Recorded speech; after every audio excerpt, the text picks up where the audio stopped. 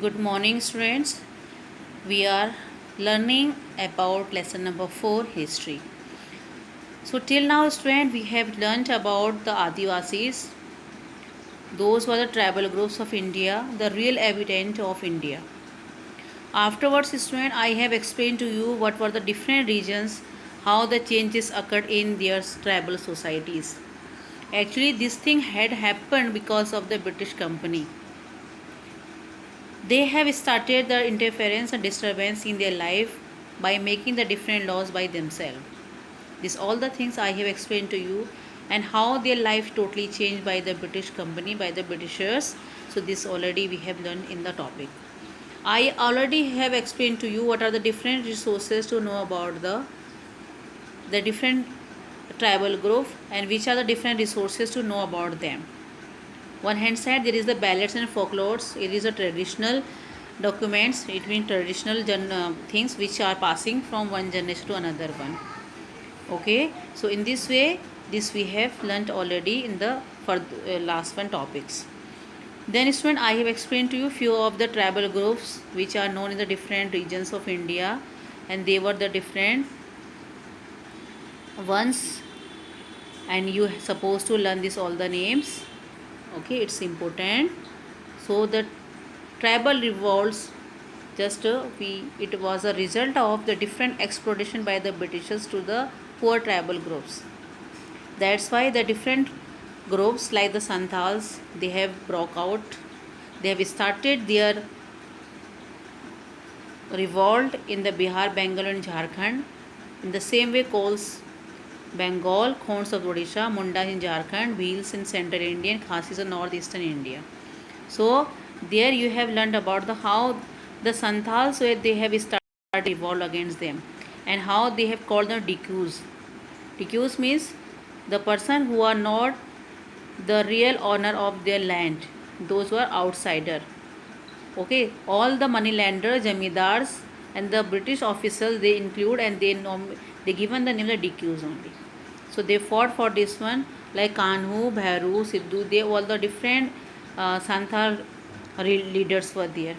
But at last, 1856, they were totally defeated and captured by British company.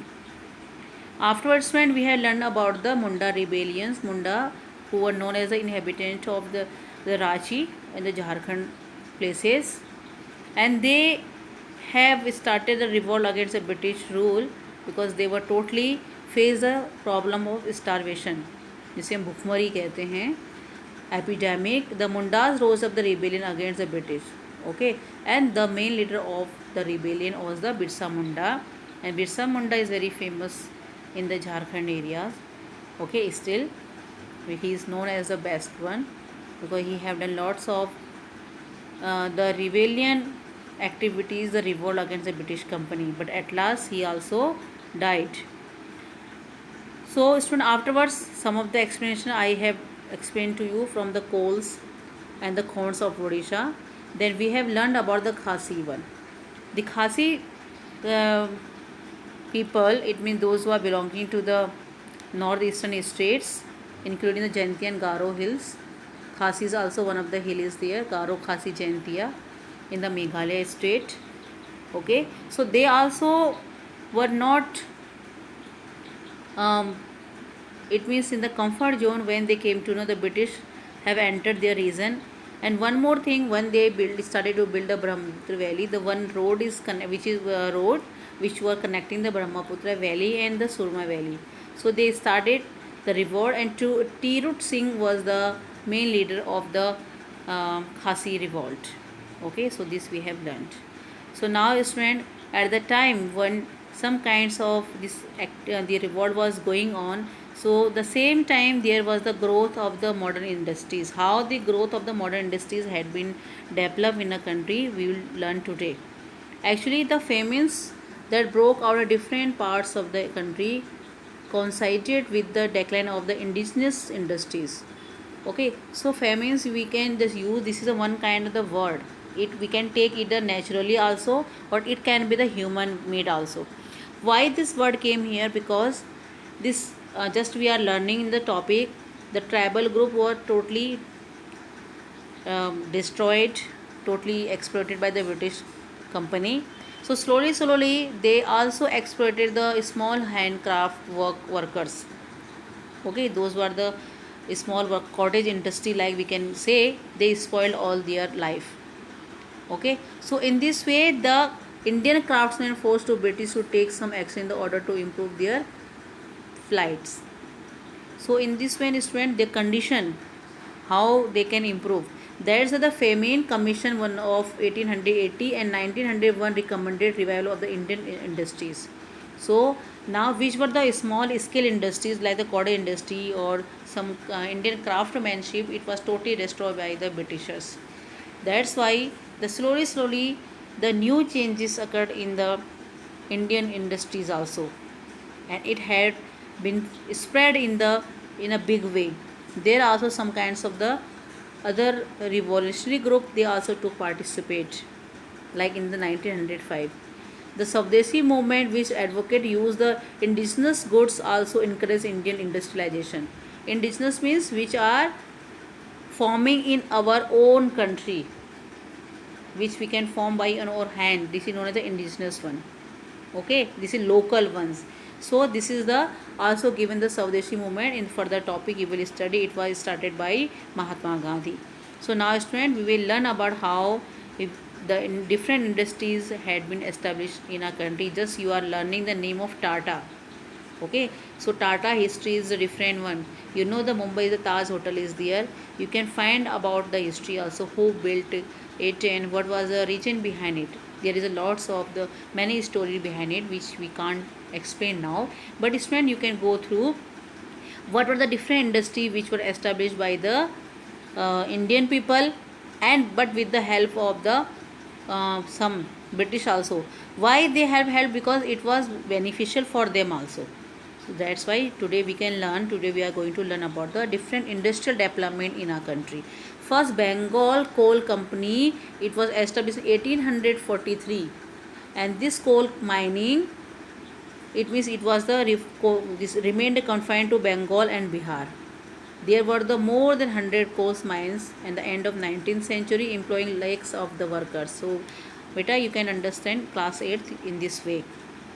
Okay, in the 1843 the Bengal Coal Company established, and it have given the employment of many the lakhs of the workers. Then second one, the plantation of the industry received a boon as a tea became the favorite drink of the Western world. Just we know the tea we have gotten the gift from, it means from the Britishers only. So likewise the plantation work also have been started, especially we know the sloping area of the Assam, Bengal and South India increased their production by 10 times. Coffee, cinchona and rubber were the other items in the plantation industry. So this is also had been developed in the industrial way. Then next one, the great revolution in the jute industry. Jute industry, just we know jute is growing in the mostly in the Kolkata. Okay, this is known as the Kolkata. First it was known as the Calcutta. So now 19th century, in the middle of the 19th century, the jute industry has been established there. The first jute mill was established in the Rishra near Kolkata. Soon Kolkata became the hub of the jute industry. Okay, because the jute is easily we are getting from the Hooghly river. Hooghly, one of the river is there, Hooghly, and so there is a big, it is a big source of the jute there. Okay, so first jute mill was established in the Rishra near Kolkata. Then we can understand what happened in 1887. Okay, there were around 20 jute mills employing a large number of people. Soon jute emerged as a major item of export. Okay, export we know which we are selling to the other countries, import which we are buying from the other ones. Same way the sugar industry also, just we are talking about the coal industry, then plantation industry also developed, then jute industry, then same way the sugar industry also developed in the early 20th century, and India became the largest sugar producing country in the world. Same way the iron and steel also. The history of iron and steel industry in India began with the establishment of Tata Iron and Steel Company in Bihar, now in Jharkhand. In 1911, with the help of Indian Capital Enterprises, However, iron production increased only after independence. So student, in this way you can understand how the different industrial group had been growth and developed during that period. Okay, but student, just I have explained to you, it was a totally one of the main source for them. Now this picture you can see here beta, this is already I have explained to you about this great leader. It is known as the old man, great old man of India, Dadabhai Nauroji. Now name I have told you. In the June class I will ask you what book he wrote. He wrote about the Indian, the the plight of the Indian condition. It means the condition of the poor peasants and about the Indias. So Dadabhai Nauroji, who is known as the great old man of India, this is his picture. So now you can find out which kind of book, which book he wrote. Now student, next we can understand at the time when the industry developed their student, so it was totally beneficial for the Britishers. So that's why what they have done, without transportation the industrial work cannot be complete. If road will be not there, if transportation system will be not there, so how the things will be carried from one place to another place. That's why Lord Dalhousie, okay, Lord Dalhousie, he have reconstruct the Grand Trunk Road which was built by Sher Shah Suri, okay, and inaugurated the first Indian railway from Bombay to Thane 1853. He only the Lord Dalhousie, only the one person who inaugurated the first Indian railway which was moved in the place of Bombay to Thane in 1953. And he is only the person, he started the establishing the postal and the telegram department, introduced the half anna stamp for letters to be carried from one part of the other. It means before that you can ask your grandmother, grandfather, annas were using there. Even though when I was too small, no, I didn't have the experience of the annas. I have the experience of paisas, okay. So 25 and 50 paisas we are using the childhood days, okay. So you have to understand they have used the half anna. So putting the stamp if these postal letters are moving from one place to another. So about these letter stamps you can ask your grandparents, they will explain to you easily, okay student. Now one more thing I am giving to you, it is the last heading is given here, textile industry. Textile means which is manufacturing the clothes one. So I am not going to explain this one. What you have to do in the June class we'll talk about it. This is your work, just read out and find about it, what is a textile industry has been developed in our country, because this we didn't have talk in the this previous topics, okay students. So in this way you can understand. So now whatever the things already I have explained, the main reason of today's topic is growth of the modern industries.